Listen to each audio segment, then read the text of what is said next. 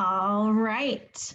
Hello, everyone, and welcome to the Northwest Disability Support IEP Rights Training. We are so glad you are with us today. This is a very important session, and we are so excited to provide you with lots of information and resources and tools to help you along the way. And before we get started today, let me put this bigger so you all can see it. There we go. I want to get my settings here in order. All right.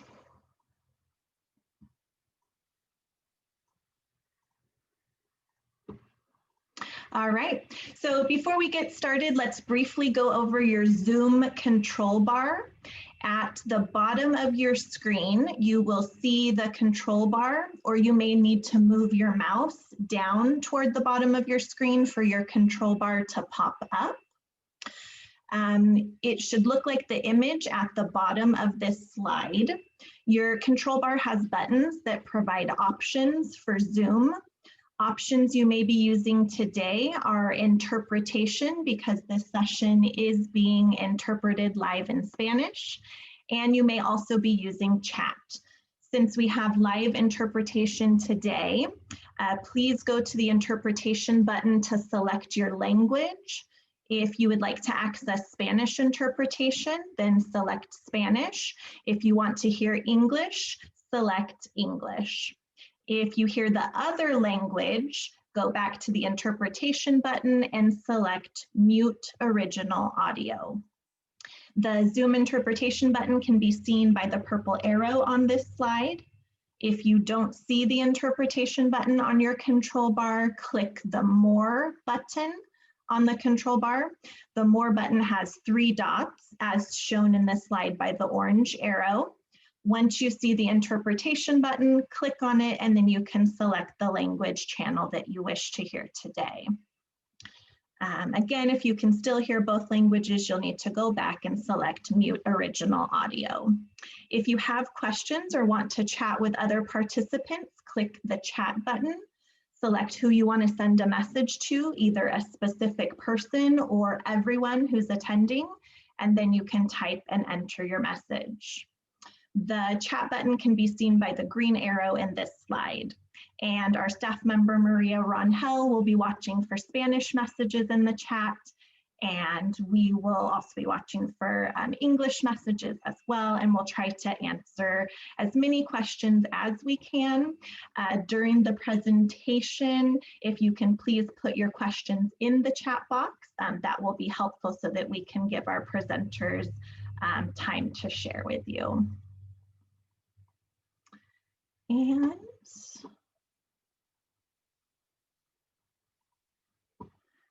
now I would like to welcome you and introduce myself. Hi, everyone. My name is Jamie Birch, and it's great to be here with you today. I'm a white woman with brown hair and glasses. I use pronouns she and her. My role with Northwest Disability Support is NWDSA ABI Projects and Community Coordinator. I am the parent of 2 daughters who are now 17 and 19. One of my daughters experiences Down syndrome and has received special education supports and services throughout her educational career. If you have questions or need support again throughout this training, please message me in chat, Jamie Birch, and in Spanish, Maria Rangel. The session is being recorded and will be posted on our website in a few days at abicommunity.org. And just to give you a little bit about what to expect today, you will be receiving information and support to understand your IEP rights and the laws. Please keep yourself on mute and your video turned off during the presentation if you would like to remain anonymous during the recording. If you have questions, again, please put those in the chat. We will break out into small groups around 5:15 so that you can ask your individual questions from our inclusion support team members. And at the end of the training, we'll ask that you please complete our online evaluation. And 2 lucky people who complete the evaluation will receive a Wright's Law IEP resource book. We will do a raffle after the session with all of the completed evals. And now I would like to introduce Northwest Disability Support Executive Director Angela Jarvis Holland. She has been doing disability rights and equity work and supporting families for the last 20 years. Today, she will be sharing with us about the importance of vision, values, and much, much more. And go ahead, Angela, when you're ready. Hi, everybody. It's great to be doing this session after, moving away from our resource center. We've found our footing, and we know that everyone's zoomed out by the end of the day. So all of you that are on here, congrats on being so committed. And I will tell you that you do need to be a good advocate if you want good outcomes for your kiddo at school and they have a disability. So you're in the right place, and I hope that everyone can take a breath and know we don't have to figure it all out tonight, but there'll be some good info today, I hope, for everyone.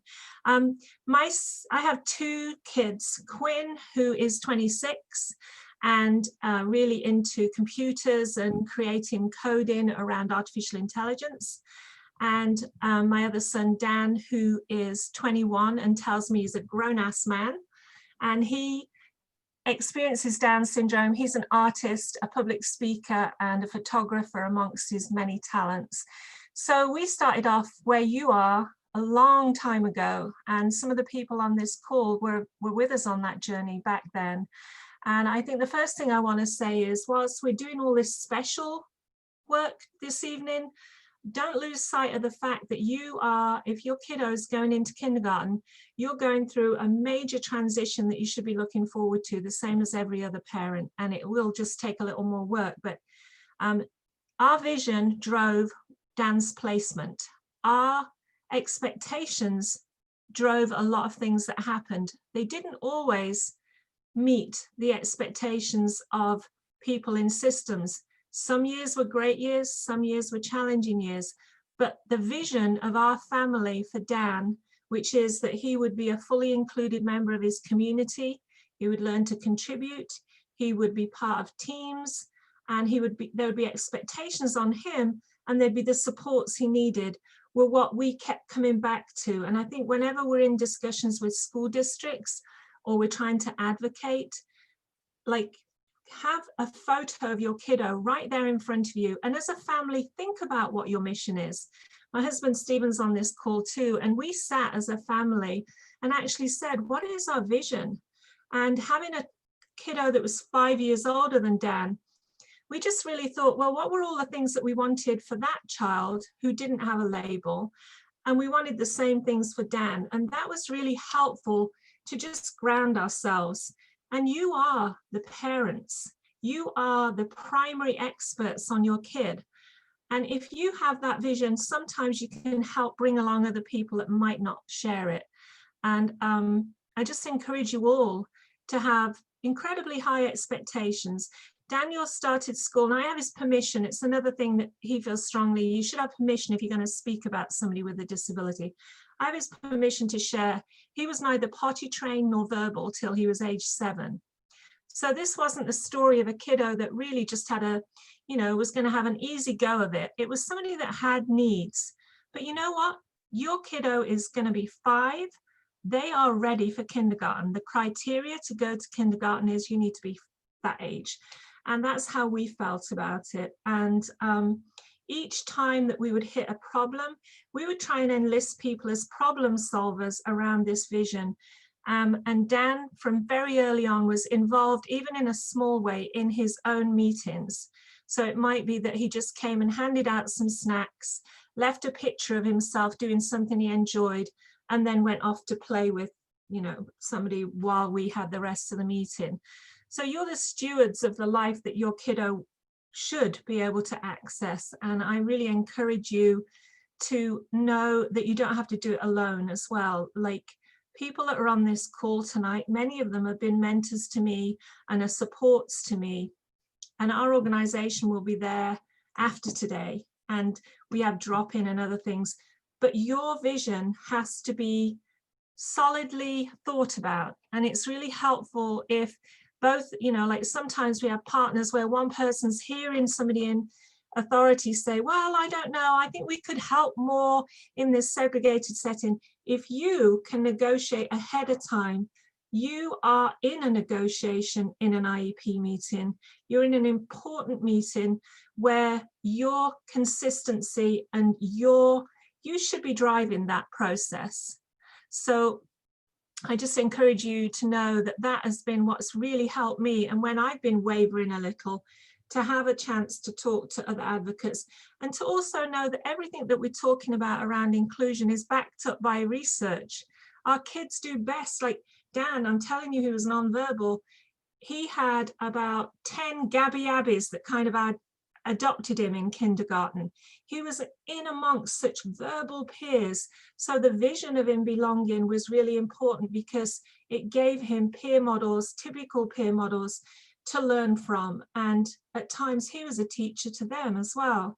So thank you for being here this evening. And I just encourage you all, and maybe if you want to come back to one of our IEP drop-in sessions, you can find out a little more about how you can formalize that vision and put some words to it and some pictures to it to help center the whole of this process.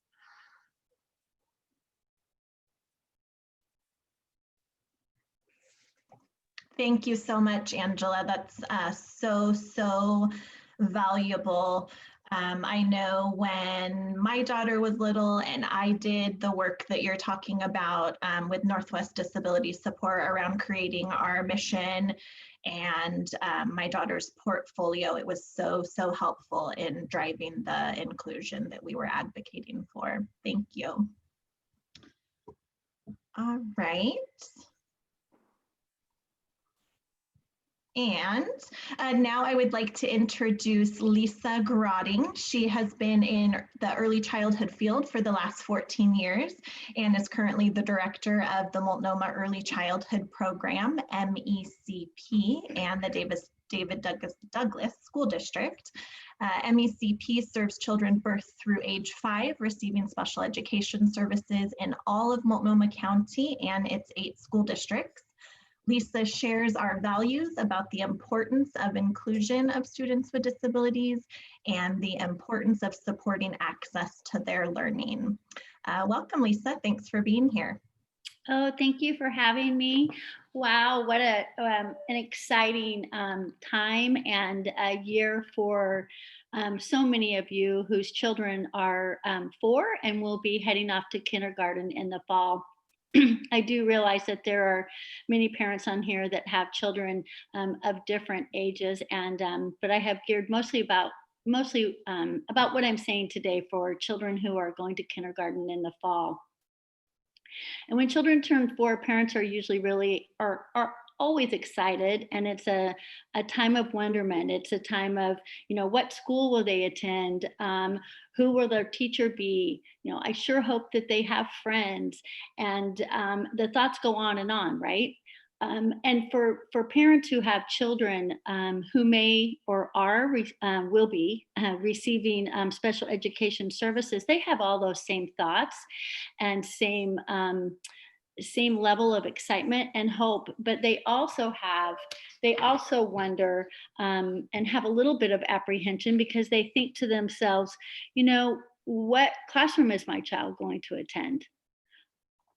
Who will their teacher be? And is the district going to place my child in the regular education classroom with his peers? Or is the school district going to try and place my child in a specialized classroom? So sometimes that year of hope and joy and wonderment can also bring some apprehension. And so I want you to know that this is a really exciting time. And I think that you have a year between 4 and 5, really their whole lives, but the year before they go to kindergarten, to take an opportunity to really let the school district and know who your child is. And every school district in Multnomah County has kindergarten transition representatives. And the kindergarten transition representatives are invited to the IFSP meetings the year before they attend kindergarten. So you have an opportunity to tell that kindergarten transition rep all about your child, who your child is, your hopes and dreams for their child, to talk about their strengths, to talk about what supports they may need to be in an inclusive environment and to be successful. This is your year to really, really hit that home. This is the year that kindergarten transition reps, they start to do observations, right? They go into preschools, they go into Head Starts, they may come into your home. And so I want you to take the opportunity to let them know who your child is. And so when they hit that IEP meeting, my hope is that you let them know that your child isn't just the words on that IFSP. There's so much more to your child. And Angela's right. If your child can pop in for a minute and show them their wonderful personality, bring a snack, if you can bring a picture, but really take the opportunity and make sure they know who your child is. Because we all know that when we start to talk about placement, if you know the child, sometimes that makes a difference. And I believe it always makes a difference. And so you have this really opportunity that I think gets missed between 4 and the time they go to kindergarten. And I have some just amazing stories of hope. And I know you will have many stories of hope too, as you go through this journey. But I think of one parent who is actually in the PPS school district. And the mom actually didn't even we wanted the child to be in one of our classrooms, and our classrooms are inclusive classrooms, and all of them. And she was so worried. She just thought, no, he's just not ready. He's not going to do well. And we said, no, just give us a chance. Give us a chance to build those supports around your child. He can be successful in an inclusive environment. So she did. She stepped out, and he was in our classroom, and he was 3. And when he was 4, he went to a Head Start. And they also just really embraced him and listened to us and the family about what supports he needed to be successful. A year after he was in kindergarten, and the mom actually sent a video and sent it to us and said, "Thank you for believing, and thank you for helping me believe. And here's my child in kindergarten, in the regular education classroom with his friends and peers, just like all the other children. And here he is out on the playground." And she just was so excited. And it was just, for me, it's, I believe that all children should be in regular education classrooms, and they can all be successful. They may need more supports than others, some. And so what are those supports, and how do we do that? We have to figure that out, and we have to figure that out as a team, and you are the most critical part of that team. So between 4 and 5, and when those kindergarten transition reps say, "Can I come into your home? Can I go do an observation?" You make sure that they know who your child is, right? You talk to them about their likes, their dislikes, their personality, not just those words that are describing them on an IFSP.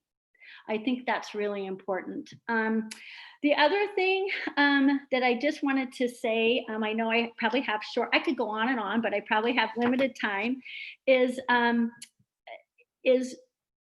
to always keep your hopes and expectations high for your child.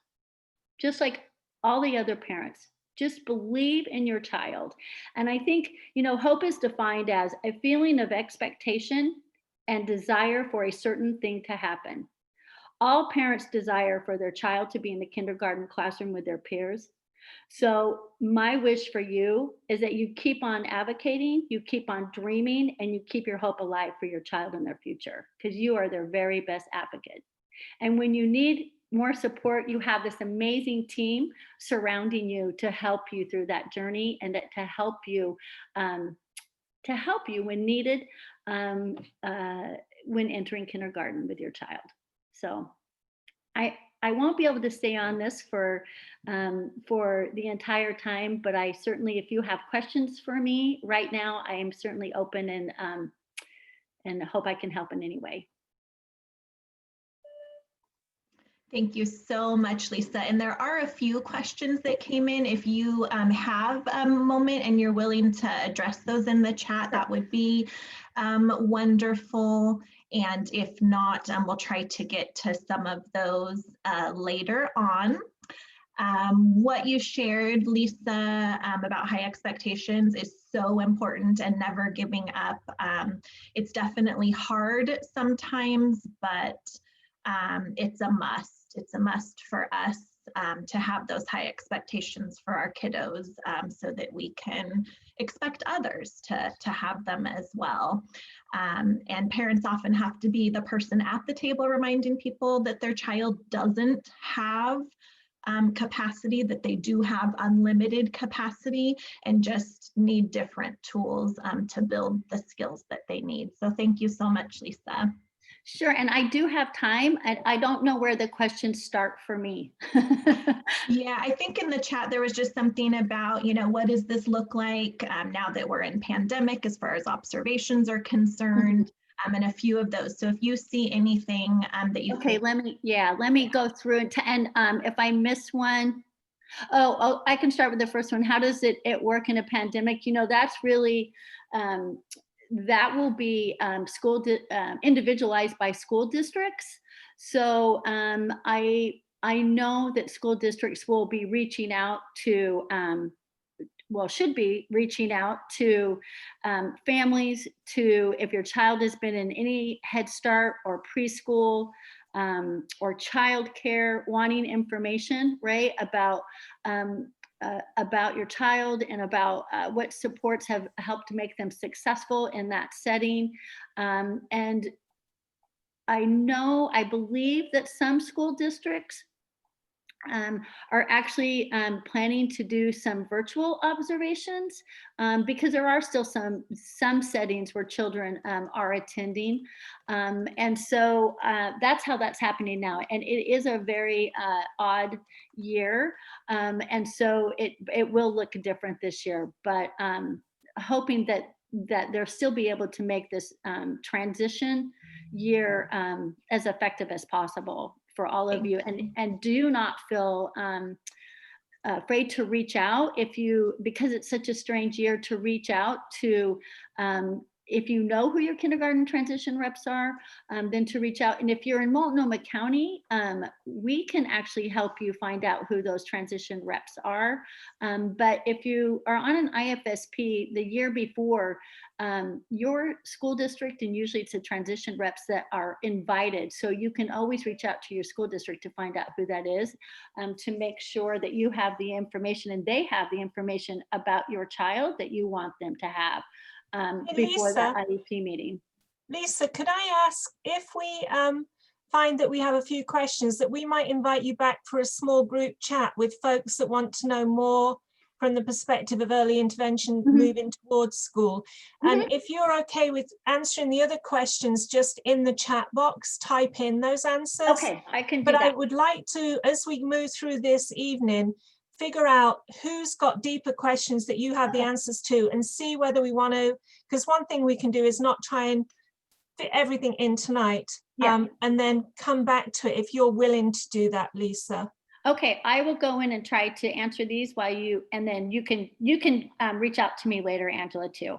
That would be wonderful. We really appreciate, because there's some specifics that you hold the answers to that there might be more interest in, I believe. Thank you, Lisa. Thank you. And great, so next will be our presentation from Chris Shank. Chris has practiced education law in Oregon for 20 years, representing children who experience disability. She recently joined Youth Rights and Justice's School Works program team and is advocating for youth in the dependency and delinquency systems. Chris has been sharing with Northwest Disability Support families about special education rights for years, and we so appreciate it. And it definitely has helped support families along their journey. So welcome, Chris, and thanks for being here. Thank you. And thanks everyone for coming. I share Angela's gratitude for you being willing to do a little bit longer on Zoom. I know I am tired at the end of the day of staring at my screen, but I am really grateful, and I'm here to share all about the law that protects students with disabilities. Can someone just give me a nod that actually is shared, that my screen is good? Okay. So we're going to talk about what rights your child has and what rights you have as a parent under special education laws in Oregon, and we'll touch a little bit on Washington, but I am not licensed to practice law in Washington, so just a little disclaimer there. But before we begin, I just want to hit on a couple of points. First of all, I just want to make sure that everybody is really grounded in the fact that relationships are really important in this process. The IEP teams are really all about relationships. So it's really important for you to find your allies. In every IEP team that I've been a part of, and it's been hundreds upon hundreds over the years, there is always someone in the room that you can tap into who understands and knows the child in a way that maybe other people don't. And so it's important to really find those folks who understand your child really well and make sure that those voices are heard through the IEP process. The other thing is that you are, as Angela was saying, you are really the expert on your child. So make sure that your voice is heard really loud and clear, and try and be really grounded in that when you right before you go into an IEP team. Kind of take a deep breath and say, okay, these people might have a lot of experience in the education world, but I actually am the expert on my child. And I bring so much to this table that no one else in the room has. And just so that you are really feeling your power when you walk into that room. And the last thing is, you don't need to remember everything I say today. I have a lot of information to throw at you, and I apologize if some people walk away kind of feeling overwhelmed, but you will always have access to this PowerPoint. And the folks at Northwest Disability Supports are always there to follow up with, and they are incredible, and they will sit down with you and go through your IEP. I can't speak highly enough of them. So please feel free to tap into your resources. If really the purpose of this is just to get you grounded in the concepts and to help you remember, like if you're sitting in an IEP meeting, to be like, wait a second, this doesn't sound right. And then you can go and do your research and get your supports in place. So with that, I'm going to jump right in.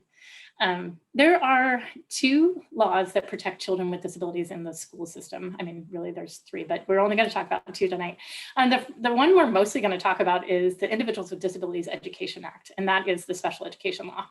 And under the Individuals with Disabilities Education Act, or the IDEA, students are entitled to a free and appropriate public education, or what we call a FAPE. And you'll hear me talk a lot about that through this presentation. And the IDEA ensures that students will receive special education and related services. And we'll go into more detail about what that looks like. In order to be eligible for those special education related services, students have to meet the eligibility standards. And we're going to talk through what that looks like as well. So that's the IDEA. Chris, sorry to interrupt. The interpreters have asked if you could slow your pace down just a little. Sorry about that. Thank you. No problem. The second law that I'm just going to touch on really quickly covers all students who experience disability in the school system, and it's called Section 504 of the Rehabilitation Act. It is an anti-discrimination law, so it's basically about ensuring equal access to education for all students who experience disability. So all students, if they qualify for IDEA, or even if they don't qualify for IDEA, but they have a disability, they're covered by Section 504. So 504 does things like it makes sure that your child has access to their education. So it can get them through the front door. It can make sure that they can access a cafeteria, or that their classes are on if they have mobility devices that they use, or it could be that your child needs priority seating in the front of the classroom.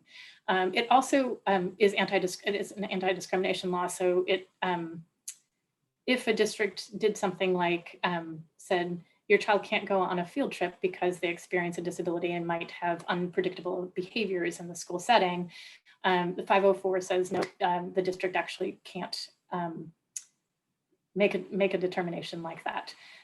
So that is all covered by things like by section 504.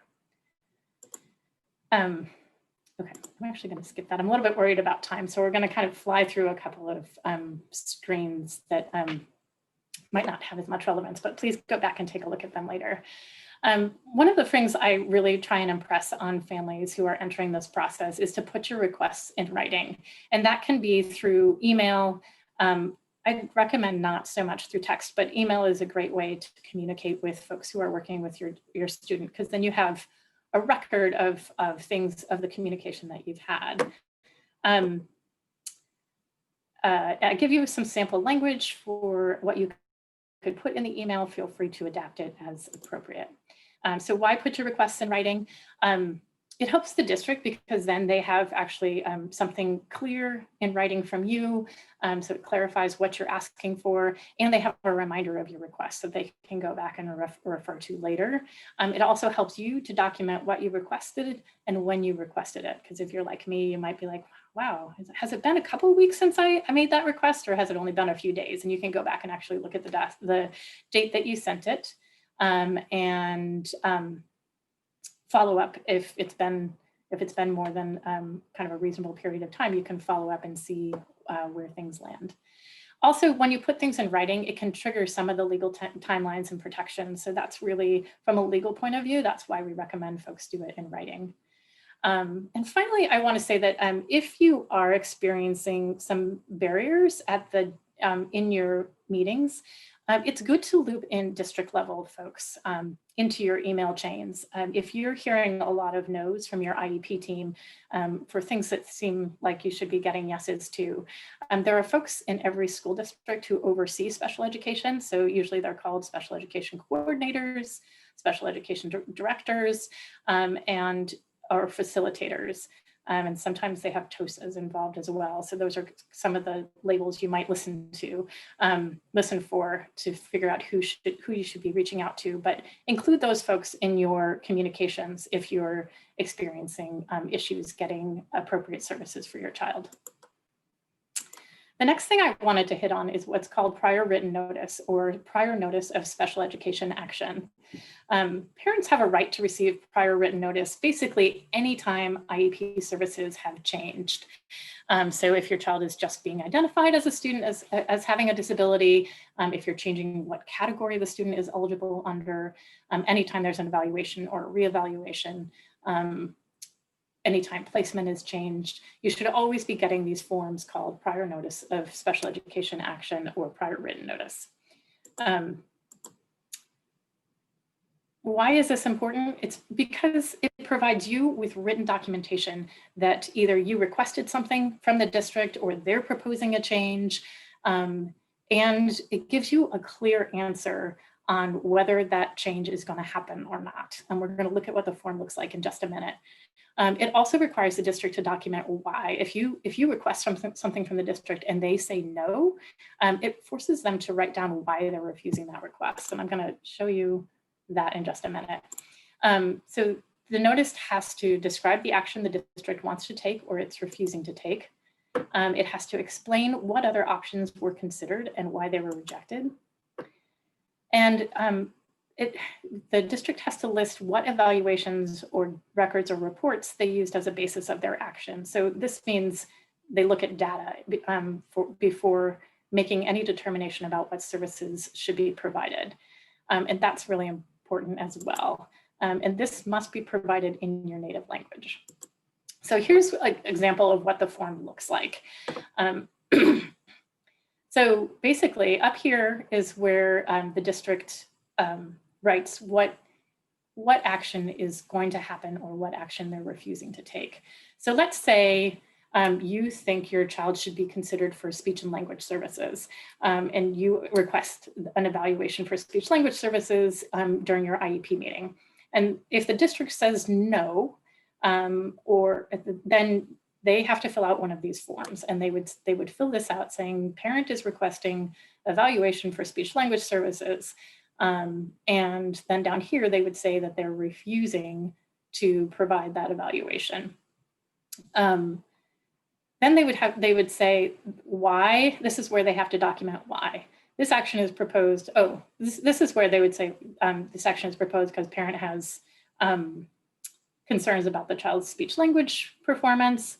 And then this is where they have to say, what data do they have to support their decision?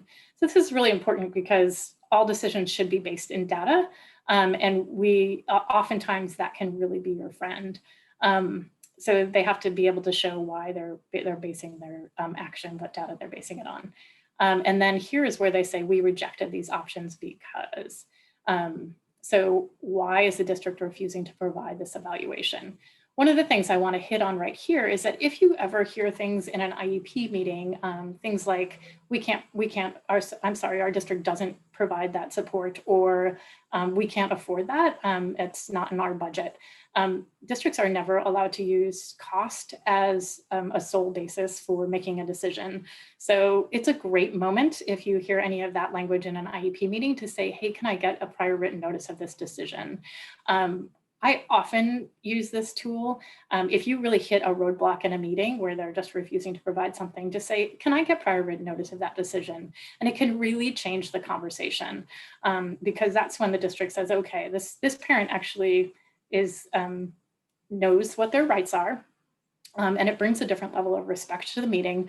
And they then have to go through and document these. And if it's a cost determination, they will definitely change the conversation because they won't write here that they rejected these options because of cost.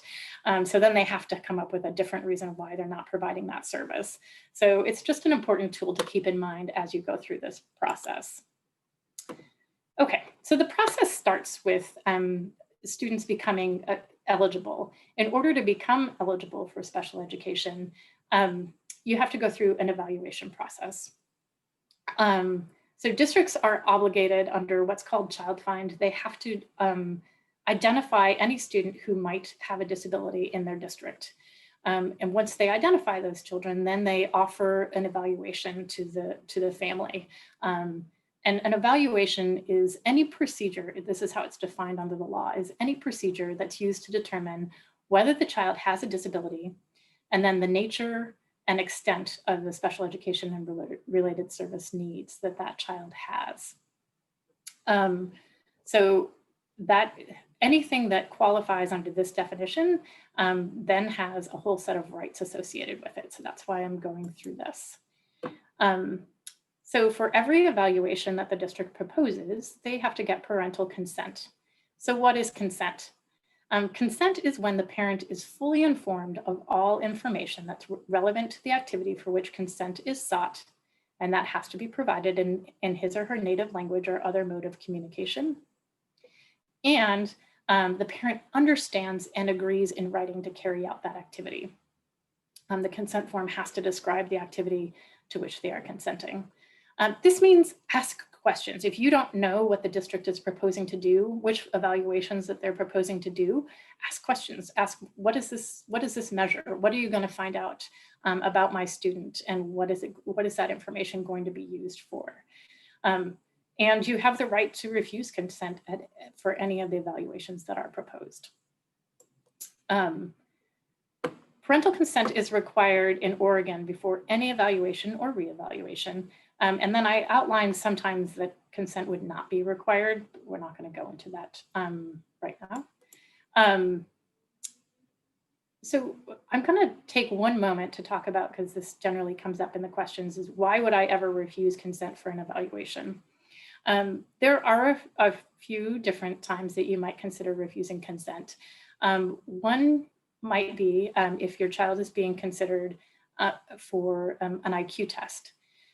IQ tests are pretty controversial, and I'll tell you my personal opinion on it. I would be reluctant to consent to an IQ test for my own child, and part of it is they've been shown to be actually not really great reliable.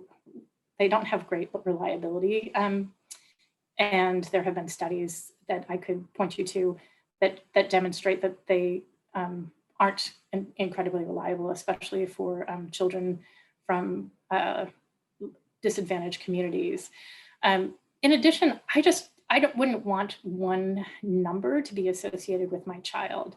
It can really, while our educators have the best of intentions, if there's a number associated with the child, it can have the effect of limiting what the district might think the child is capable of.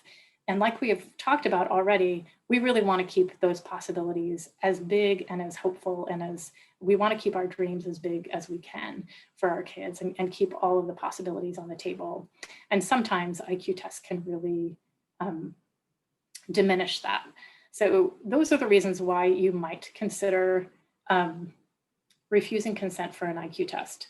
We're going to talk about eligibility in just a minute, and IQ test is required for some eligibility categories. So that's why I bring it up.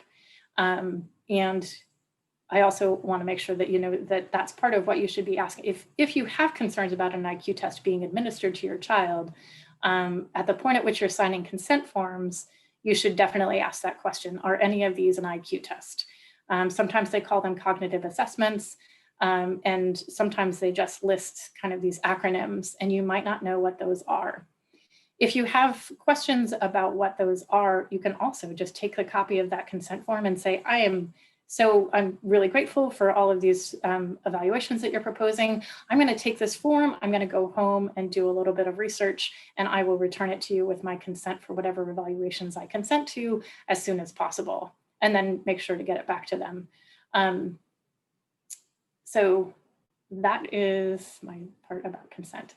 So evaluations have to be completed in Oregon within 60 school days of the date that you sign the consent form. So here's something to keep in mind. 60 school days is a really long time. It's a third of a school year. So districts have a long time to complete this evaluation. So while I say it's a great idea for you to take the form and do some investigation into what evaluations they're proposing, don't take too long before signing that consent and getting it back, because the process won't start until you return that form.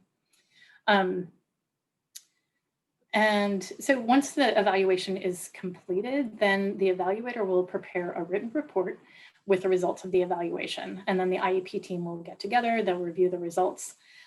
This should all be explained in the meeting in terms that you can understand. And it is perfectly okay to stop the process and say, this doesn't make any sense to me, because a lot of times they throw things out like, here's the scale score and here's the raw score, and you might have no idea what they're talking about. And there are times after 20 years of doing this, there are still times that I ask for clarification on what they're discussing. So please, the important thing is that you actually understand what's happening in the meeting. Don't feel apologetic about asking for clarification. The team that meets to review that report has to include you and someone who can explain the evaluation results. And if there is an evaluation that you're requesting, make sure to put that request in writing, and then ask for that consent form to be provided to you within 5 school days. And that's because that 60 school day timeline doesn't start until you sign the consent form. So that's why I say, if you're requesting an evaluation from the district, make sure to put it in writing and then ask for the consent form to be provided to you within 5 school days, so that you can get that signed and returned and get that timeline going. Okay, really quickly, we're going to talk about independent evaluations. So you always have the right to get an evaluation that you get completed either through through private pay or through your insurance company. And when you get those results, you can share them with your IEP team if you decide to do so. Anything that you share with the IEP team has to be considered. So those results should be considered equally with what is completed by the district, assuming it was completed by someone who has the same qualifications. In addition to those independent evaluations that you might get on your own, you have the right to request an independent evaluation that the district pays for anytime the district completes an evaluation that you disagree with. So the district does an evaluation, you say, wow, this doesn't seem like my kid at all. You can say, I would like an independent evaluation at district expense. And then the district has to provide that evaluation what was I going to say? Has to provide that evaluation within a reasonable amount of time. So an independent evaluation means it's conducted by a qualified examiner that you get to choose. So the district will provide a list of folks who in your community who can provide those evaluations. You do not need to choose someone off that list, but they have to provide you with a starting point. So they have to give you an idea of who you could possibly ask. But if you have someone that you like who's not on the list, you are welcome to do that. They can put limits on the amount that is spent, and they can have some requirements about what the qualifications are of the person who completes that evaluation. So it should always be someone who's at least as qualified as the person who did the district's evaluation. Those limits have to be reasonable. So if you can't find somebody to do it for the amount that they suggest, then that's not a reasonable limit. And the district cannot unreasonably delay its response to your request. So if you say, I would like an independent evaluation, they have to get back to you in a reasonable amount of time and say, yes, we will provide that independent evaluation at district expense. Okay. Before I move on to eligibility, are there any quick questions that I should be answering?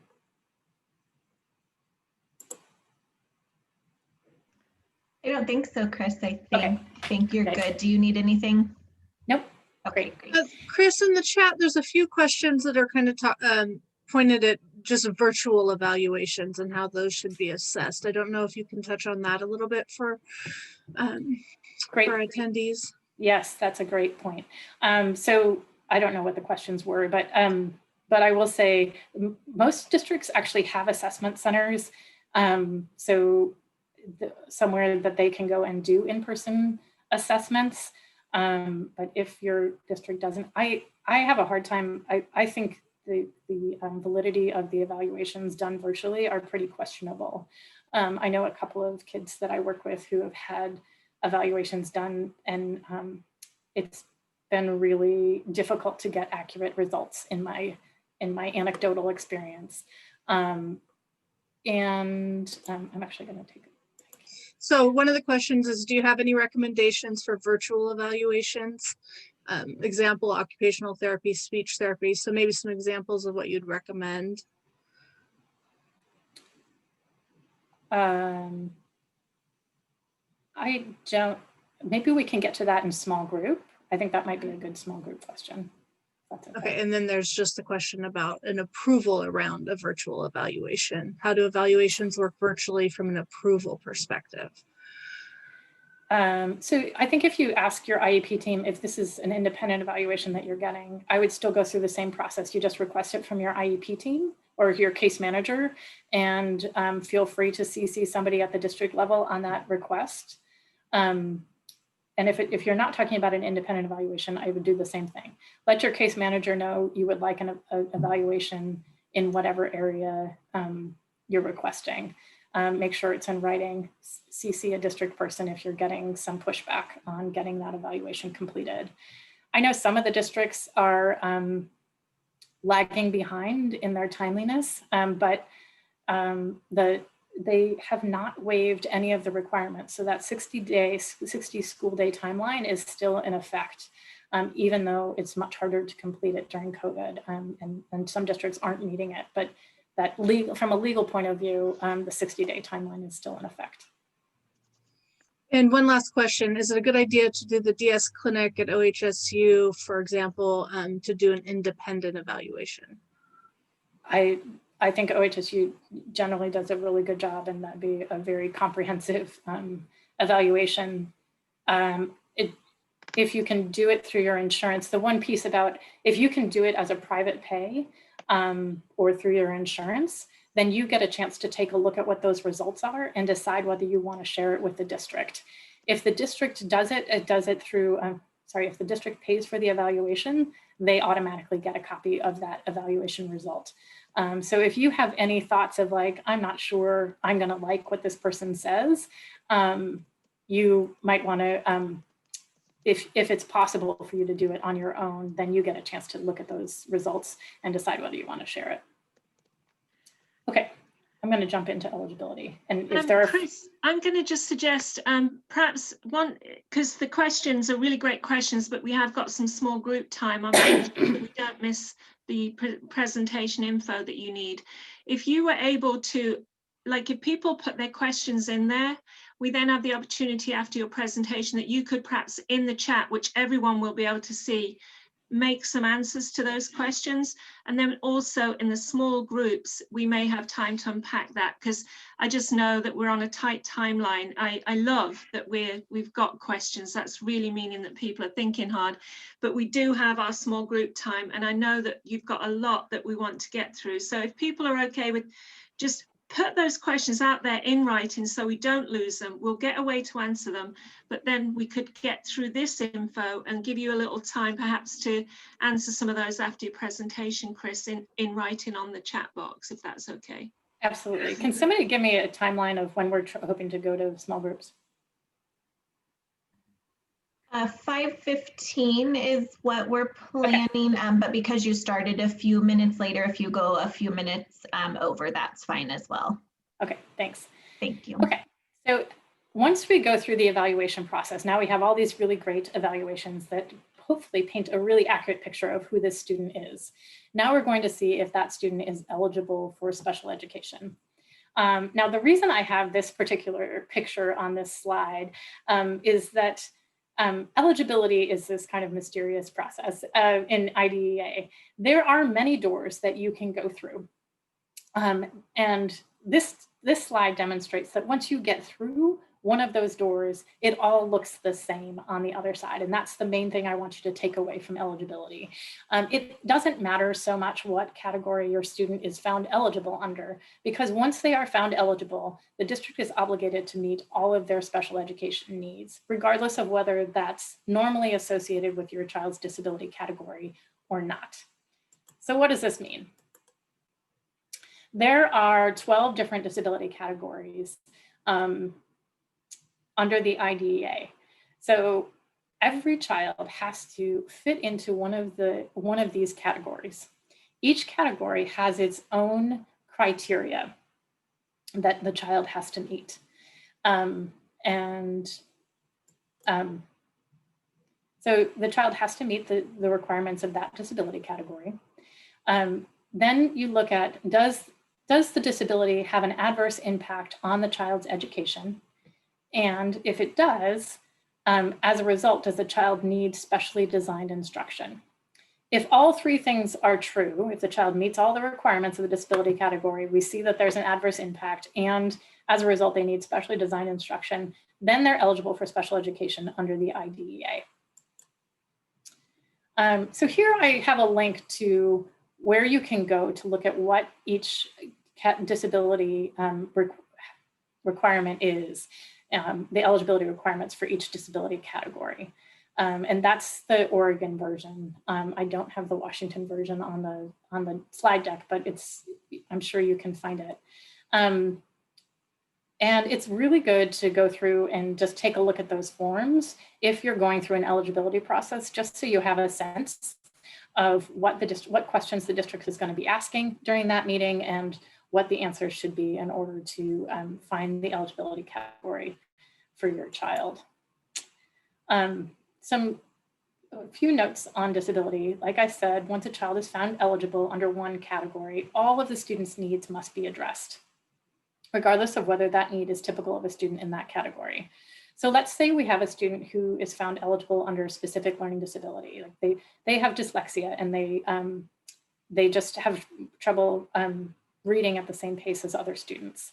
That child starts exhibiting some behavior issues in the classroom setting. Then the district is obligated, even though most kids who have a reading disability may not demonstrate behavior issues, the district then has to provide specially designed instruction in behavior and behavioral supports in order to meet those needs. So I hope that makes sense. For a child who may have disabilities in more than one category, the team only has to qualify the child under one disability category. And I give you the Oregon administrative rule for that, just so you have that in your back pocket. The district is obligated under the Oregon administrative rules to evaluate your child in all areas of suspected disabilities. But you have the right to refuse some of those evaluations. So they have to offer it. You can say no. And you should know that if your child qualifies in one area, they don't have to be qualified in all areas. And the reason I bring this up is that for some kids, if you have concerns about your child being found eligible under the category of intellectual disability, which would require the district to conduct an IQ test, then you might want to consider having your child qualify, see if they qualify in one of the other categories. And we're going to take a look at what one of those categories is right now. So this is the eligibility criteria for other health impairment.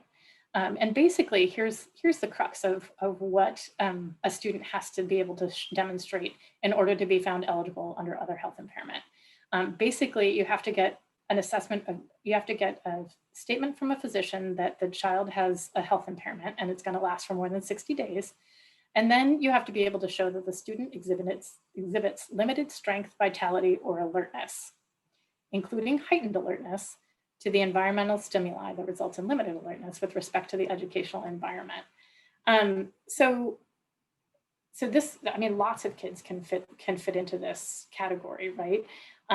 If your child has trouble attending to a teacher talking to them for a long period of time, then they exhibited limited alertness.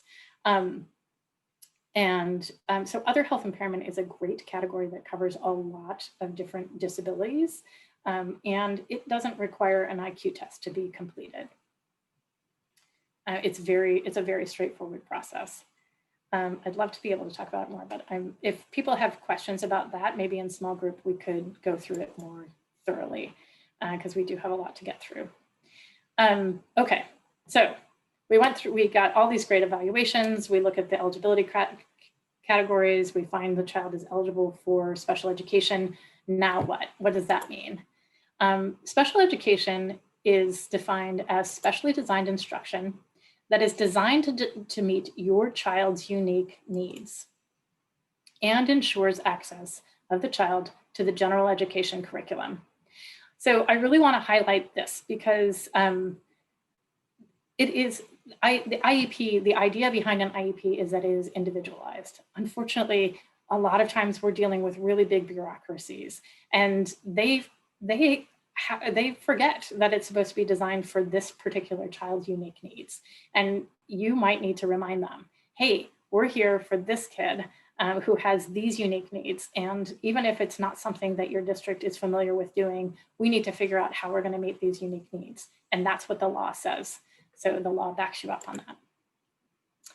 The child is also entitled to receive what's called FAPE, like I said before, a free and appropriate public education. Always talk in terms of what's appropriate for your child. It's your job to walk into that meeting with all of the best things that you want for your child.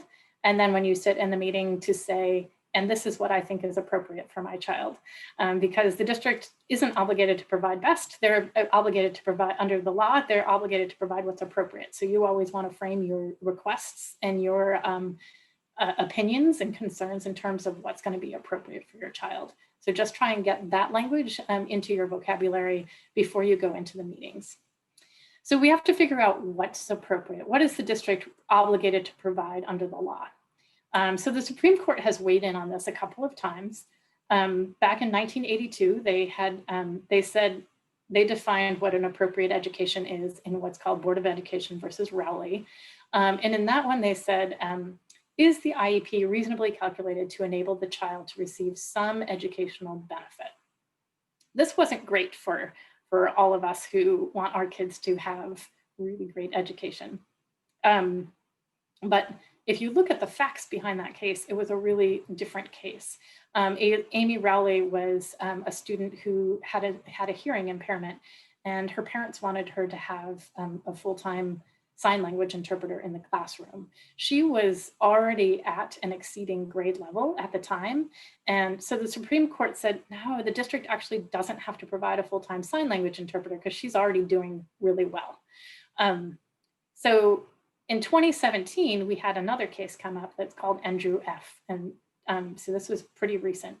And in that case, Andrew was not doing well in school. And the Supreme Court came back with a totally different opinion. They said, a school must offer an IEP that is reasonably calculated to enable a child to make progress in light of that child's unique circumstances. Every child should have the chance to meet challenging objectives. It's great language for you to keep in mind as you go into your IEP meetings. And for most children, a FAPE will involve integration into the regular classroom. And a focus on the particular child is at the core of the IDEA. So this is way better. This is all of our new language that we get to rely on as we go into our special education meetings now. So keep that language. Maybe you make a Post-it and put it on the front of your folder, but like every child should have the chance to meet challenging objectives. And for most children, FAPE involves integration into the regular classroom. That's just 2017 from our Supreme Court. Okay, so what does this actually mean for your child?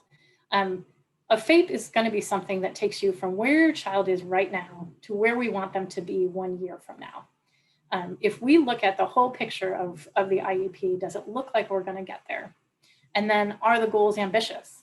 Does the IEP offer access to instructional strategies and curricula that align to challenging state academic content standards and ambitious goals? And this is language from OSEP, the Office of Special Education Programs, which is a federal special education agency.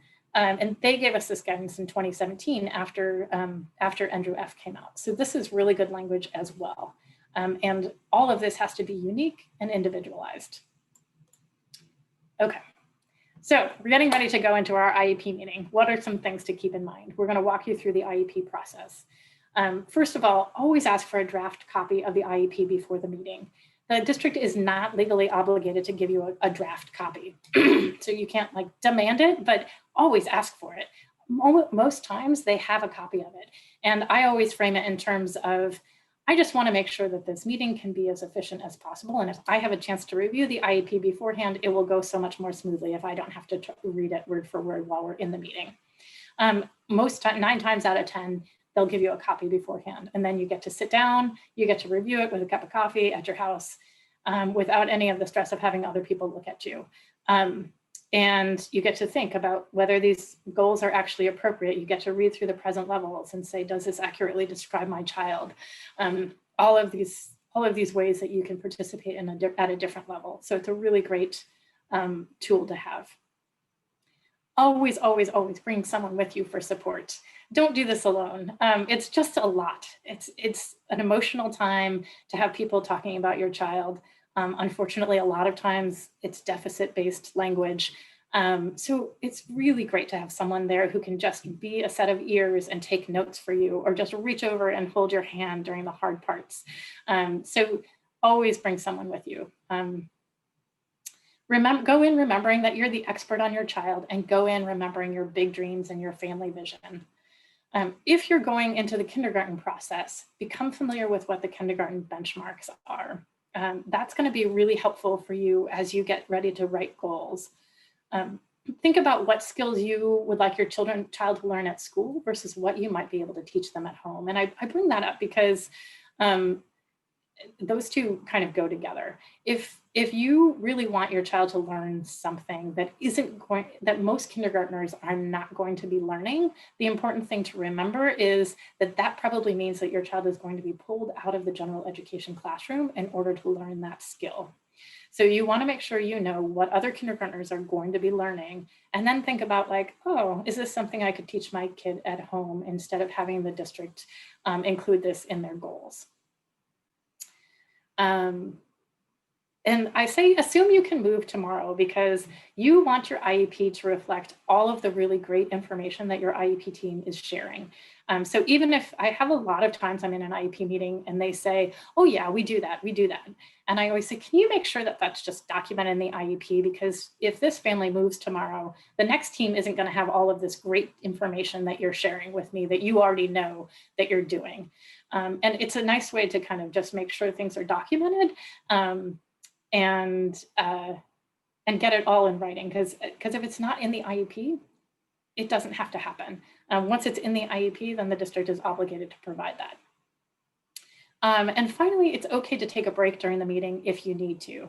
It's perfectly fine to say, you know what, I need 5 minutes, and to walk outside and collect yourself and gather your thoughts a little bit and then go back in and try again. It's also fine to ask for the meeting to reconvene at a different time. So if things get really contentious and you need to take a break, or you need to go and get a support person to come with you, then that's perfectly okay. You can request an IEP meeting at any time. The district must ensure that IEP teams review the IEP at least annually. It has to be held at a mutually agreeable time. So a lot of times they'll just send you a date and time and assume that that works for you. If it doesn't work for you, it's really okay to ask for a different time. You have a right to invite other people to participate, and you have the right to an interpreter if English is not your first language or if you are deaf, and it should be a qualified interpreter. It shouldn't be just somebody that they pull in who happens to work in the school. So make sure it's somebody who can really explain what's happening in the meeting to you. And you have the right to be present at every IEP meeting. Who has to be at the IEP or who has to be invited? One or both parents, the general education teacher, a special education teacher, a school district representative, and that is the person who can allocate district resources. So you shouldn't, the idea behind that requirement is that the IEP team should be able to make all of the decisions about what's going to happen in the IEP at that table. So what happens sometimes is that people at the IEP say, I need to go back and check with my supervisor to see if that's something that we can provide. That shouldn't happen under the law. There has to be someone at the table who can allocate district resources, who can say, yes, we can provide that service. And the reason behind that is it's really easy for somebody who hasn't participated in that IEP process, who hasn't seen your sweet little 5-year-old walk in and give everybody cookies to say, yeah, no, we can't provide that service. It's a really different deal if they're in the room and they hear all of the great conversation that's happening among your IEP team members. It's a much more informed decision, and it's much harder to say no to some of those requests if the person is in the room. And that's why they have that requirement, that that person be at the table. And any team member can be excused if the parent and the district agree in writing. So the thing I just want you to know is that you actually, you should and do have the right to refuse to hold the IEP meeting if somebody who's really important to the team can't be there. Now, if it's somebody who actually isn't all that helpful, who might not be your kid's greatest fan, it's totally fine. Let the meeting go ahead without that person being at the table. But if it's the one person that you've identified who really, really gets your kid, so you know what, I'd really like to reschedule at a time that they can make it. That's totally appropriate. If you're going to hold the meeting without that person in attendance, they have to provide a written report about the child and their needs if that area of the IEP is going to be discussed at the meeting. Okay, now the IEP process. So the way it works is that we look at where is the student right now in terms of skill level. And then we look at where do we want them to be 1 year from now. We ask how are we going to know if they got there or not? And then how much time or how many services is it going to take to get them there? And then where is this all going to happen? There's some other things that get asked through the IEP process, like statewide testing and assistive technology considerations and behavior impacting learning. We just don't have time to get into all of that tonight, but they'll ask you a lot of other questions. But these are the primary things that we're going to go through in every IEP meeting. The first one is present levels. Where are we right now? This, when you look at the present level page, it should be a long description of your child and an accurate capture of what all of their skills are and what areas they might still need growth in. It should cover all skill areas. So it should look at academic and behavioral and social and functional and all of the different academic skills as well. So it should be framed in not positive, non-judgmental language. And it also includes a parent concerns section. So we really recommend that you come prepared to share your thoughts and or have something in writing with your concerns and your goals for your child in mind or written out. It's great if you have I don't know if Northwest Disability Supports is still doing this, but to have a one-pager on what works and what doesn't work for your child, this is a great place to share that information. Okay, after we get a complete picture of where your student is right now in terms of all of those areas of needs, any area where they are not at the same level as their peers, we say, okay, where do we want them? We're gonna write a goal. So that they can catch up with their peers. So where do we want this child to be 1 year from now? So we're going to develop, those goals should all be very, very concrete. Everyone at the table should be able to read and understand them. So if it's framed in terms that you're not going to understand whether your child is actually making progress toward that goal, you can ask for it to be rewritten or for it to be clarified. Like they can keep their language and add something else on that makes it clear that you're going to be able to tell whether your child is making progress. There has to be a way to demonstrate that the student met the goal. So it has to be, oh my gosh, the word is escaping me. It has to be concrete enough that you can actually measure. It has to be measurable. Thank you. So you have to be able to show at the end of the year that the child made progress. All of those goals should be tied to the general education curriculum. So we should be looking at what are the kids in a gen ed class working on, and how is this goal tied to that? Again, think about anything you might want to teach at home. If you are interested in having your child in the general education classroom with their peers, then I love including language on some of the social goals or behavior goals. Anywhere you can, tag in some language that says with their general education peers. So like Johnny will initiate a conversation with 3 people, and then instead of having them say with 3 people, have them say with his general education peers. And then that guarantees that that goal is going to be worked on in the general education environment. It can really support your arguments for why your child needs to be included in the general education classroom. And I'm sure we can talk about that more in a little bit. The next stage of the IEP process is, how are we going to know if the student got there?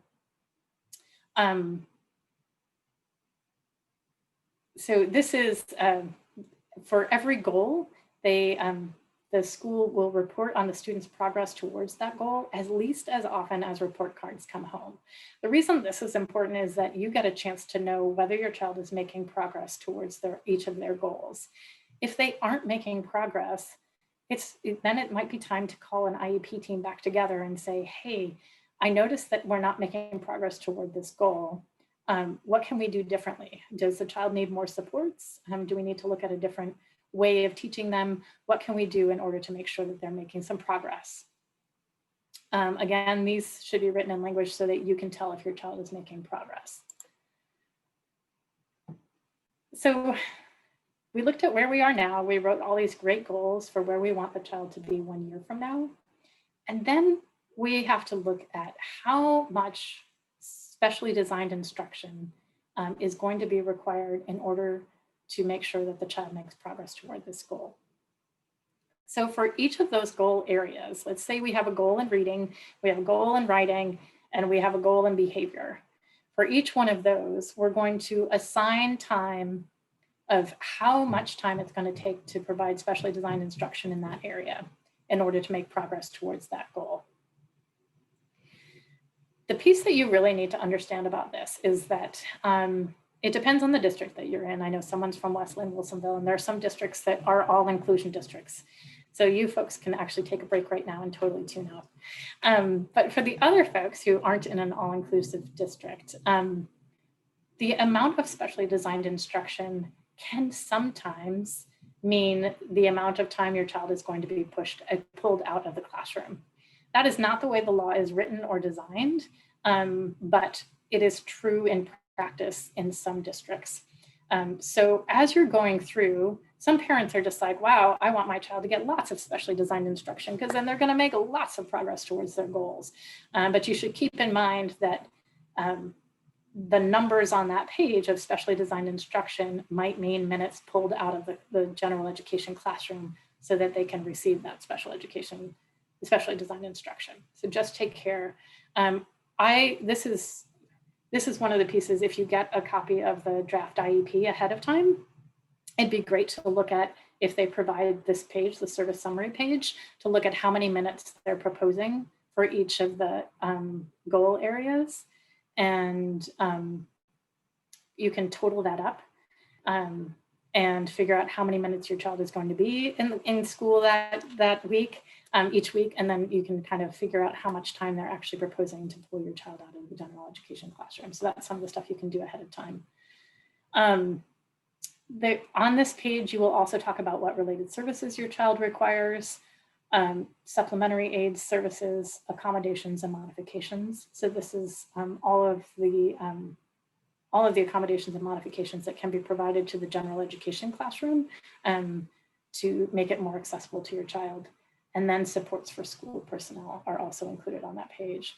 I'm getting worried about my time, so I'm going to keep going. Okay, so now we've talked about IEP goals. The next step is to determine placement. Placement is a team decision, so you are definitely an important part of this conversation. The IEP team looks at the IEP goals and services and determines the least restrictive environment in which those goals can be met. Goals and objectives drive the placement. So this is really important. The goals that you write are going to determine where your child gets placed. This is really great language that Congress put right up front in the beginning of the law, saying that 20 years of research has demonstrated that children with disabilities, their education is more effective when it happens in the regular classroom with general education peers whenever appropriate. So that's really important to be grounded in when you go into any kind of a placement discussion. Here's what the law actually says. The law requires that every child is educated in the least restrictive environment to the maximum extent appropriate. This is the only place in the law that you see that word maximum. It's really, really important to Congress that we do this to the maximum extent that we can. So all children should be educated with their non-disabled peers to the maximum extent appropriate. We should only be looking at special classes or separate schools if the nature or severity of the disability is such that education in the general education classes cannot be achieved satisfactorily. So that's the language right out of the law. If your child can't make progress towards their goals in the gen ed classroom, then we can look at a different environment. But if they're making progress, even if they don't meet all their goals, they should be in the gen ed environment to the maximum extent appropriate.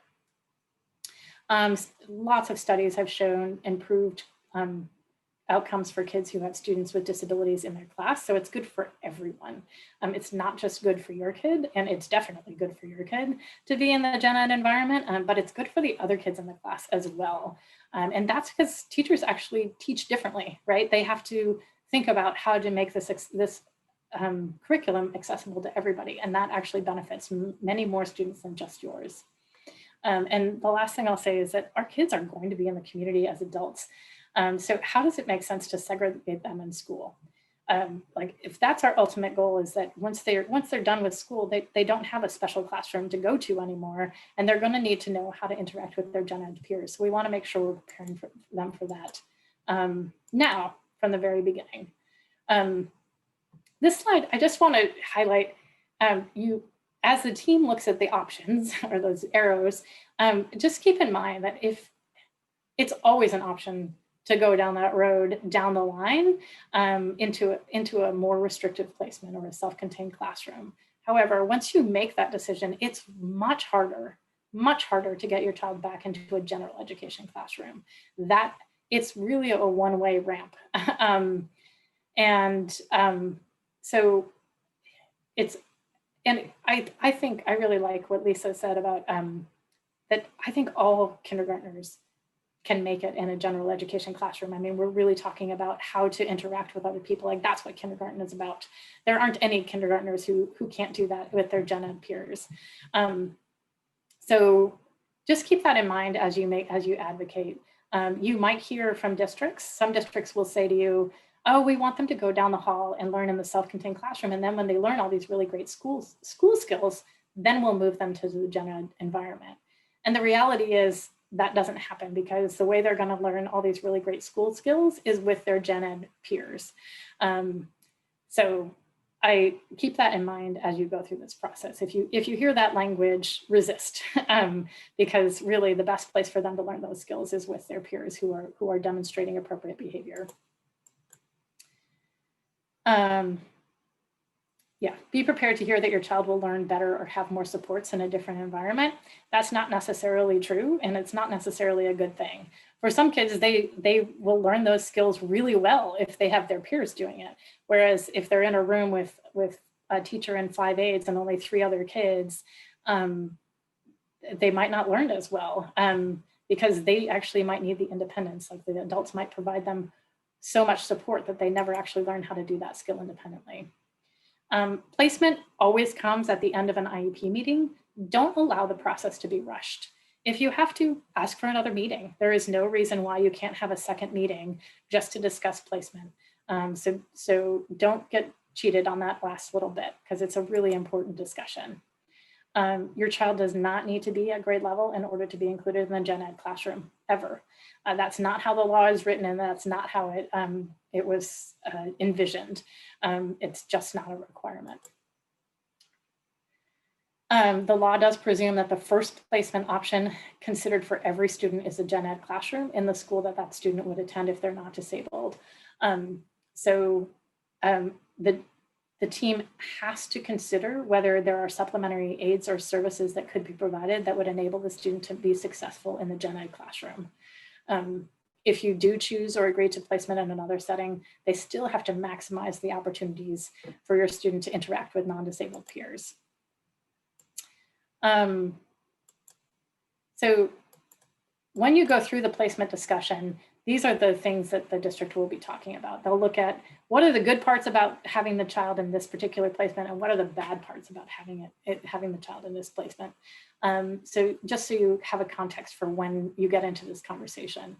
And they are permitted to look at what are the quality and quantity of services that the child needs. So that's where we get into, the law has said, the courts have said, if the child needs a lot of services, then okay, we'll say, okay, you can put them in a more restrictive placement.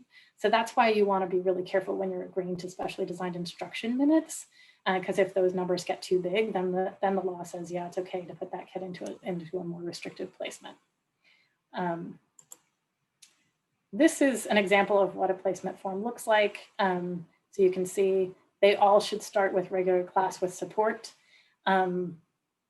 And then you look at what are the benefits of that child being in a regular class, what are the harmful effects, and then what could we do to ameliorate the harmful effects? So what services can we put into place that take away what the harmful effects are?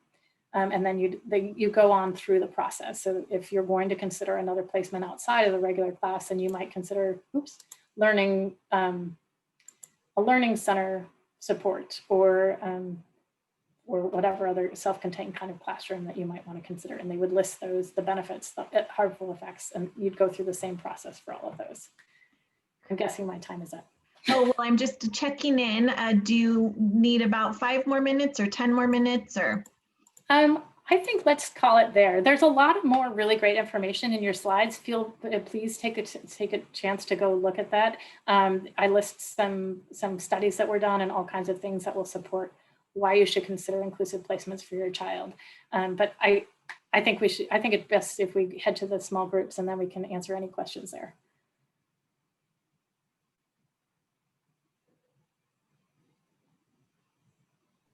Great, Chris, thank you so much. And that information is so very powerful.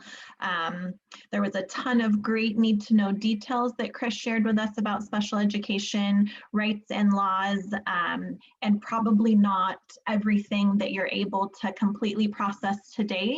So please connect with us after this session if you want to dig into it deeper. And then of course, we're going to break out into small groups. So that'll be a great time as well to try to unpack some of the things that you that might be on your mind.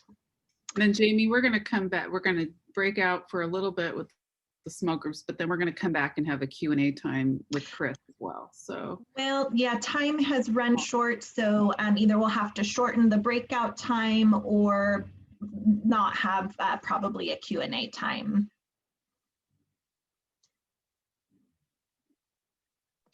I ask that, Chris, if you're okay with this idea, if you're going to be popping into some of our breakout rooms, but also if we write in the chat box questions that don't get answered, then we have a chance to list those questions with those answers after this session, as well as that offer that you've made, Jamie, that there is drop-in and one-on-one available. So I don't want to discourage anyone from whatever questions they have, put them out there. We will have some, I think the small groups are a good opportunity because each person in the small groups that's leading it has got experience with it. But anything I can't answer in my group, I can take back if you're okay with it, Chris, and we'll get those answers. Absolutely, I'm happy to support. And that might be helpful because the question somebody else didn't think of, if we have that question written and that answer written, that might really help folks out too. If that's okay, then I think the small group seems a pretty important place for us to go to. Sounds great. Thank you. All right. And if everyone, thank you so much again, Chris. Very important information you shared with us. We appreciate it. And let's go ahead and break out into smaller groups so you can ask your individual questions and receive support from our inclusion support team members. Here in a minute, you'll get a message asking you to join a group. So just click on join to join the breakout. If you end up in an English room but want Spanish, or end up in Spanish and want English, please let the facilitator in the breakout know, or you can message me on chat so that I can move you. I'll also be sending Chris into each group briefly to do a check-in to see how things are going. And facilitators will start the group by introducing themselves, and then participants, please introduce yourself. Let us know how old your child is, what your hopes and fears are, and then the question that you have. Jamie, there's a question. Someone was asking that the breakout rooms will be recorded, and they will not. They will not. Just the main room is recorded, and when you're in the breakout, I'll be playing a video for folks online who will access this training later. So the breakout rooms will not be recorded. Let's see what else. What else do you need to know? If possible, just kind of be brief so that everyone can participate, but please do share and ask your questions. It's going to be a great opportunity to learn from others and connect. All right, here we go. Go ahead and click join to enter the breakout.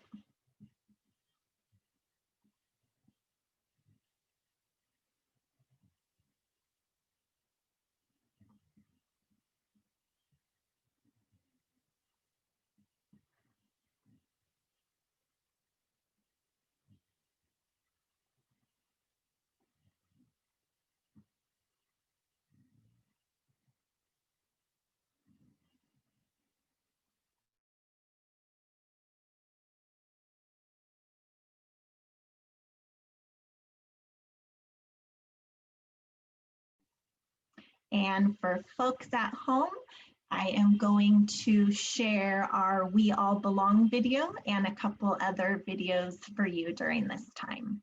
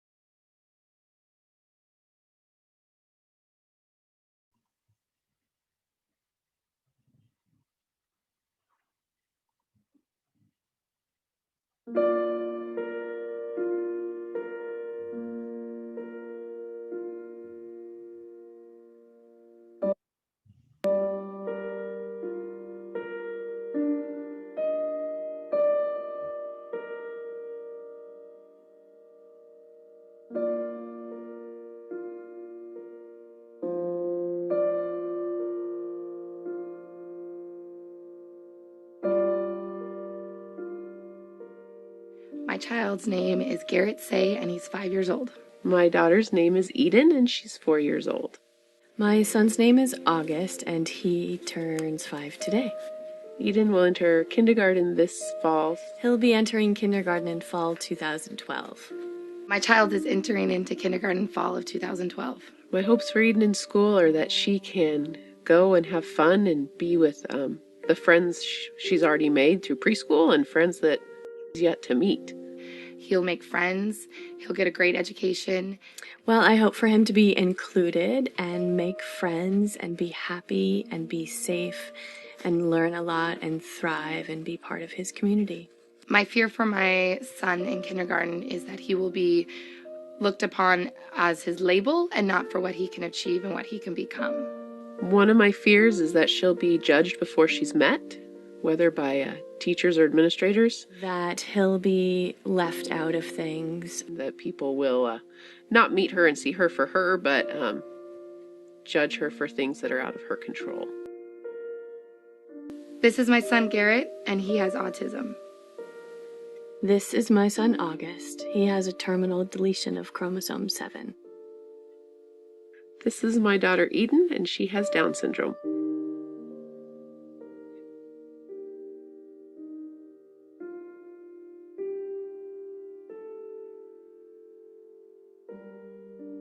Could somebody explain to me the benefits of segregating people? Can we have a look at where did the good stuff come when we segregated folk?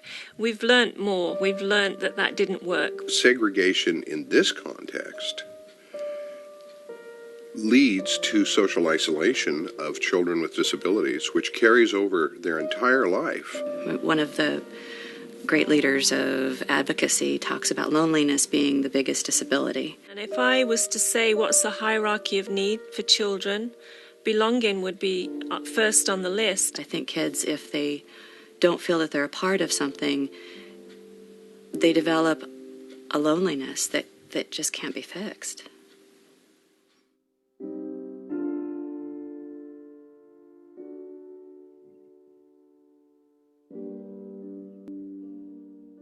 Well, I think it's kind of stupid be segregated into something, it's not real.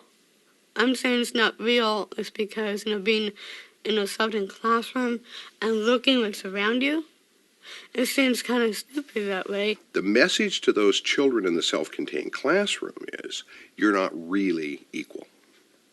You don't get all the privileges of this school, the privileges of the hallway, the privileges of going to the toilet by yourself. The message to the non-disabled kids is, you should be nice to them, don't make fun of them, but they're not really part of your life. Journalists are saying that people with disabilities are stupid. They can't learn, they can't function in life. I got 2 jobs already. The civil and human right of my child to belong is just absolutely at the forefront of my mind. I have 2 children.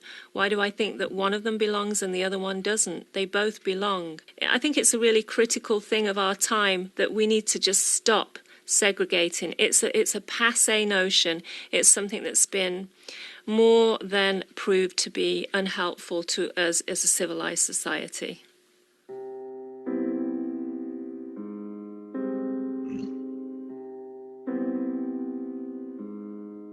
I have 2 daughters. One has a developmental disability, one does not. The one that has the developmental disability, before she could go to school, she had to be tested and evaluated and labeled. And she had to do therapies and this and that and the other thing. And then we had to have an IEP. And then we had to have a placement.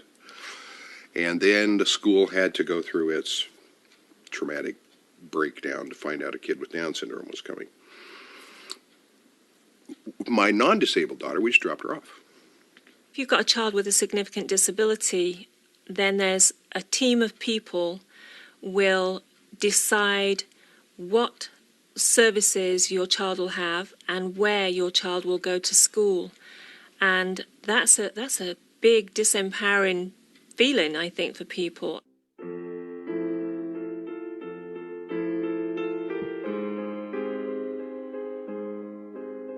The cohort is a group of parents or family members that have gotten together that have a belief that their child should be included in the general education classroom throughout their educational career so that they benefit both from exposure to their peers as well as a strenuous, continuing, age-appropriate curriculum. We just did one that was about IEP goal writing and what the IEP document means, and that's an individual education plan, which is an incredibly important legal document that's going to decide a lot of things for the year ahead for your child, but parents generally would go into that situation without understanding or having that unpacked. What does this mean for your child? What does an appropriate education mean?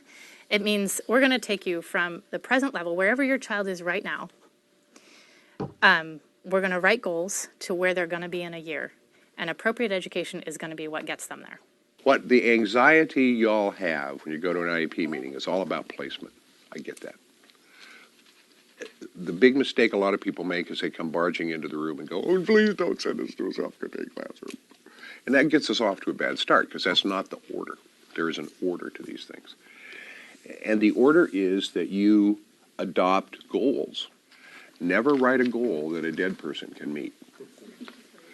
Now, by that I mean, Alicia will sit quietly in her chair, who, as you can see, is already non-compliant, is not a goal.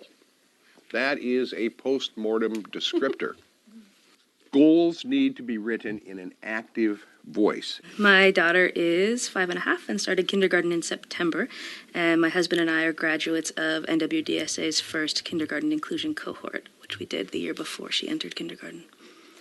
The cohort really gave us the language to go into the IEP meetings and talk with the school on equal terms. I didn't have a lot of the sort of nitty-gritty tools that you need to help your kid be successful in the classroom and advocate successfully. So the cohort gave us that. It gave us language, it gave us tools, it gave us really concrete ideas that we could share with the teachers. The first time you go through an evaluation process, they have to have a team meeting to kind of talk about which evaluations they're going to do. You always should be a part of that process. One of your biggest tools is to request an independent evaluation. It's only in response to a district, conducting an evaluation that you disagree with. But at that point, you can say, I'd like an independent evaluation. The district either has to do that or they have to take you to a due process hearing, which I promise you has happened maybe once in the 12 years that I've been working. 9 of the 10 people did get the placements that they wanted and felt more than just getting the placements they wanted. They felt they'd been an active part of the team that was on an equal footing and had got valuable information to share about their child.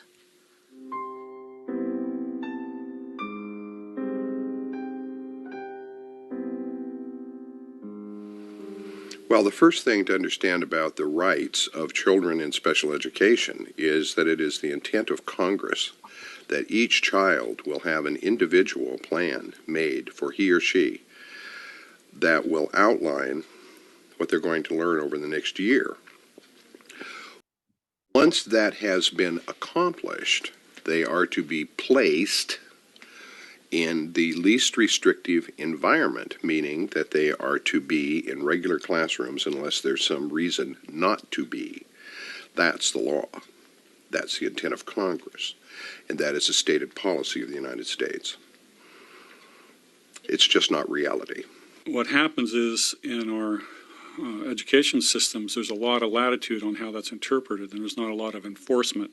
So the reality is there's a continuum between some districts where kids aren't included hardly at all, and you have other districts where all kids are included, and a huge variation in between. But there's no enforcement action. There's no systematic way to address those inequities amongst districts and amongst classrooms throughout America, and it's a huge issue, and part of the reason the parents struggle to get their kids included, because there's no, it's not being completely embraced by our culture, and then it's not enforced. The law itself is not enforced.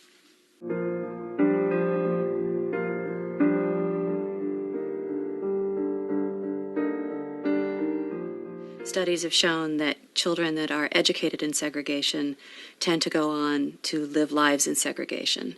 And I don't want that type of life for my child, and I don't think she wants that for herself either. she models herself after her peers. And so having a group of kids that are typical developing around her helps her learn how best to be in that society. I mean, my child, he's a visual learner. So what do I want by way of visual models? I want him to be in a class with kids that are typically able-bodied and learning from them, around them, seeing what does it mean to be a 12-year-old is his task as much as school right now. And if he was in a self-contained classroom with nonverbal children or children with lots of different behaviors, that wouldn't be as rich an environment for him. And to be honest, his classmates value him in the class, and it wouldn't be as rich an environment for them if Daniel wasn't in that class. The kids that she's in school with, who are getting to know her from the get-go, are also going to be her potential coworkers, employers, the politicians who are, building the policy in the world that she grows into old age in. And for them to have had her in their class and to have known her intimately since she was 5 years old and since they were 5 years old, they'll remember that at some level. And I think those are the kids who are really going to change the world, who you're really going to see the results of the work we're doing now. I took a year for biology, and I've studied and took tests and finals and everything to learn about chromosomes and pathogens. And what happened was that I passed all my testings, and I got a real diploma, graduated, just like everybody else did. It just is asking a little more creativity, and we're going to have better teachers if we have more inclusive classrooms. We're also going to have children that grow up knowing each other and don't see a child with a disability as that stranger that is in a classroom at the end of the hall and is a little frightening perhaps to them. Instead, it's, oh, that's Daniel and he's good at basketball and he's not so good at math, but he can help me with computers. And I think in one generation, we could really change a lot. I think that the issue of kindergarten inclusion is a major civil rights frontier.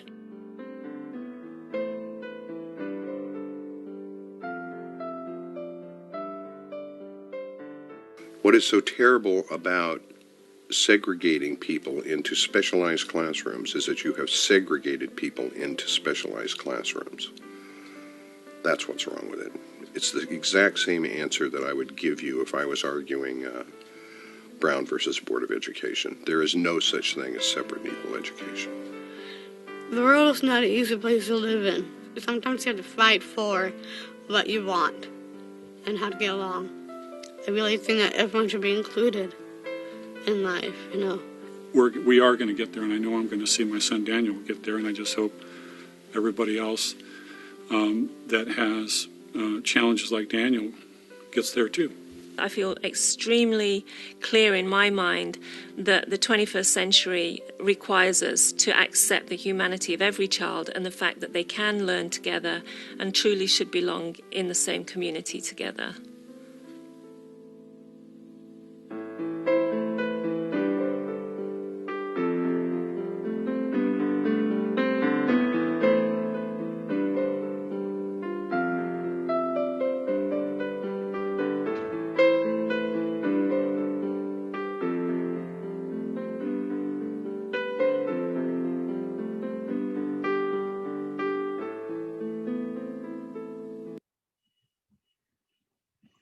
All right, that was our We All Belong video. You can find that on our NWDSA ABI YouTube channel. And now I would like to share with you another video. This is from our youth. And pull that right up for you.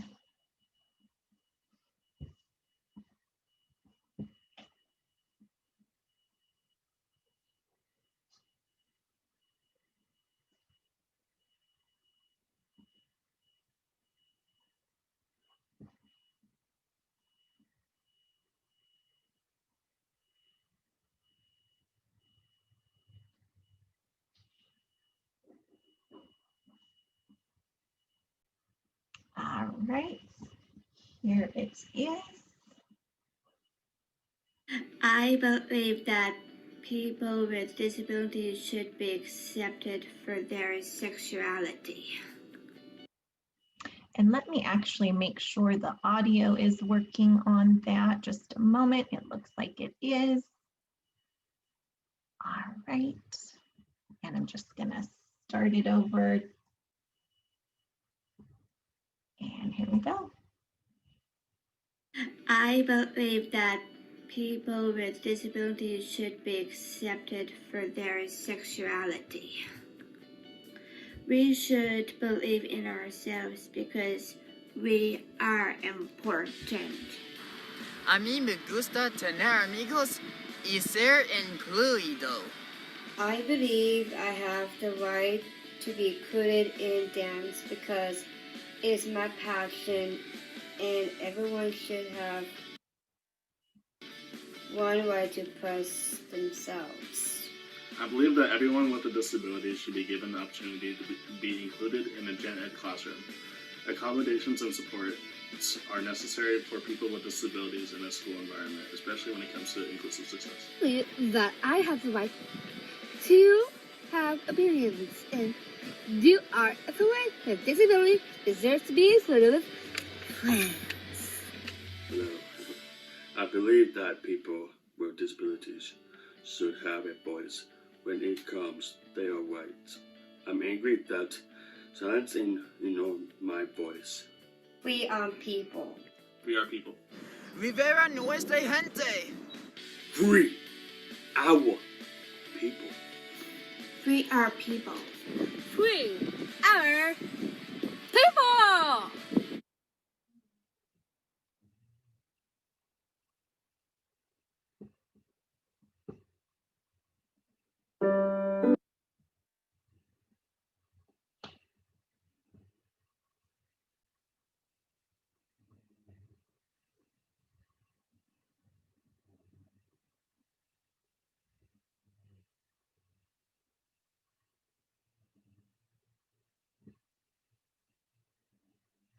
For their sexuality.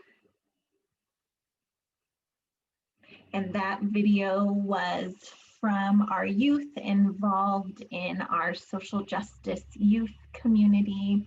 It's called I Believe People with Disabilities, and you can also find that on our YouTube. Thanks for watching those. We'll be right back with you.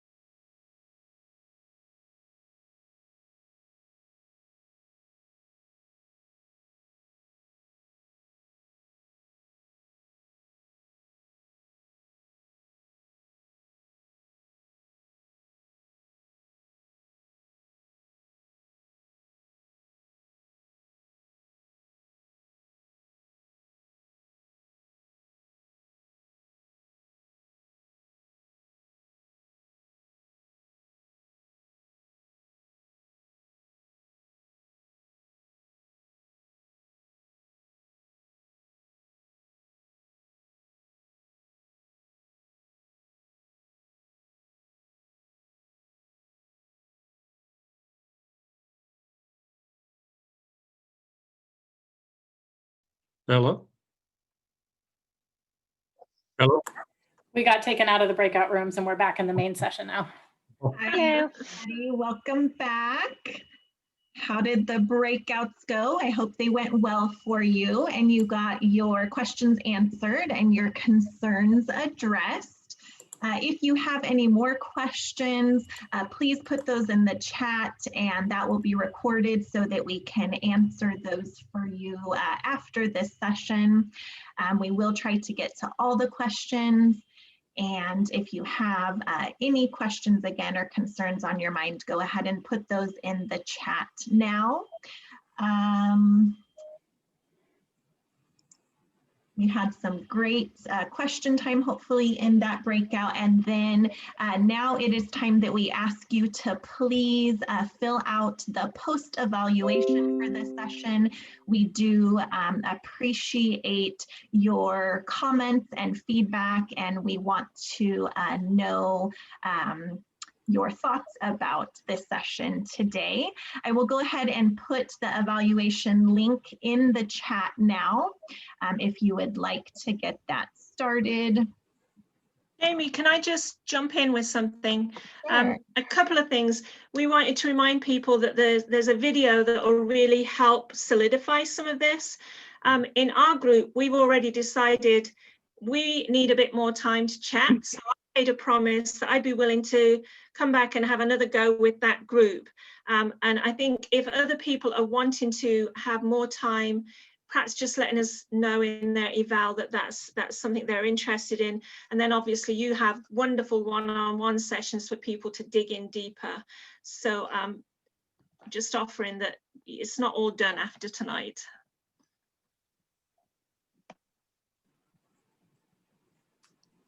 Thank you so much. And I put the link to the post-evaluation in the chat. If you click on it, it may open a browser or allow you to start that. Now, if you'd like, we are doing a raffle for everyone who completes the post-evaluation. So if you want to be part of that raffle, please be sure to add your name. And we will be sending 2 people a Wright's Law IEP resource book for your information and advocacy. And we are about to close. We just did want to remind you, as Angela and others had said before, that we do offer special education support, and we would love to follow up with you about your child's special education supports and needs and any questions or support that you have. Please reach out to us at Northwest Disability Support outside of drop-in hours, which are Thursdays from 12 to 2. If that time is not something that works for you, you can reach us by phone and email. We can sit with you, review your child's IEP, help you plan for an upcoming meeting, and dive into rights and other things that you're interested in receiving resources and information about.